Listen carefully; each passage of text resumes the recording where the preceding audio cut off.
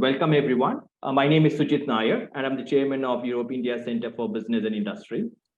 This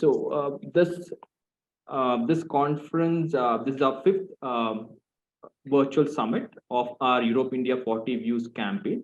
So basically, what is Europe India 40 Views campaign is a series of activities by which we engage in discussions with the current leaders and Europe India 40 leaders. Europe India 40 leaders are our annual listing of leaders below the age of 40. And we have been releasing this list annually for the past 4 years now. And so this includes leaders whom we call the next generation of leaders who are sort of playing a role in promoting EU-India relations and UK-India relations. So we have been doing a series of activities on various topics of interest, from culture, from trade, from investment related activities. So it has to engage in discussions with the current set of leaders. So that is what this fifth activity focuses on. And the theme of this conference happens to be whether a dedicated Indian embassy for EU will help to increase India's engagement with the European Union. Considering the significant interactions and developments in the EU-India space over the last few years, we are trying to have a discussion to understand whether this engagement can be further enhanced if India has an embassy which will have a specific interest and a specific set of experts who will interact with the EU counterparts so as to address these queries and those concerns as we build up to an EU-India FTA over the next few months. So Europe India Center for Business Industry has been playing a key role, a role in promoting EU-India and UK-India relationships for the past 12 years now. So we have done 24 major engagements at the UK Parliament and other locations in London.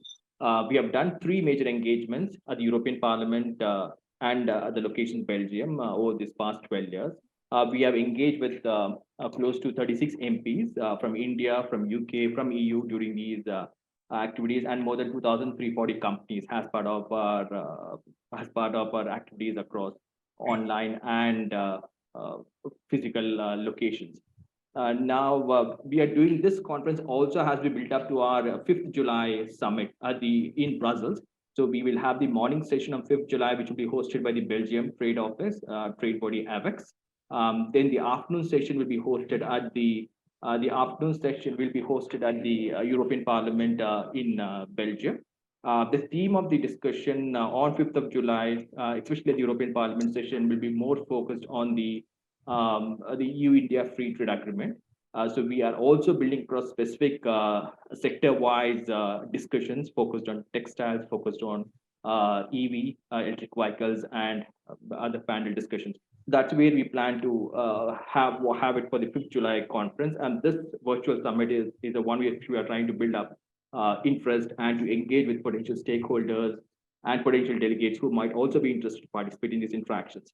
Now, this month, one of the reasons why we are also holding this virtual summit, this is especially on the month of April, is because it was on between 5th and 13th of April in 1963 is where the first time ever a senior European Union official, the president, the founder of the one of the founding members of the founding fathers of the European Union, Mr. Walter Hallstein, came over to India. That was first ever recorded visit of a senior European Union official to India. So he had an interaction with the then Prime Minister Morarji Desai and the then Finance Minister Mr. Gulzarilal Nanda.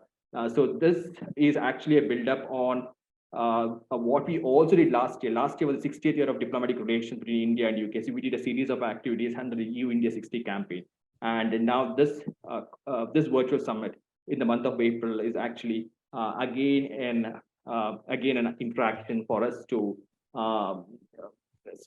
celebrate that first visit, which basically laid the founding stone for the India relationship as we see today, and which we hope that it's going to further improve over the next few years and decades.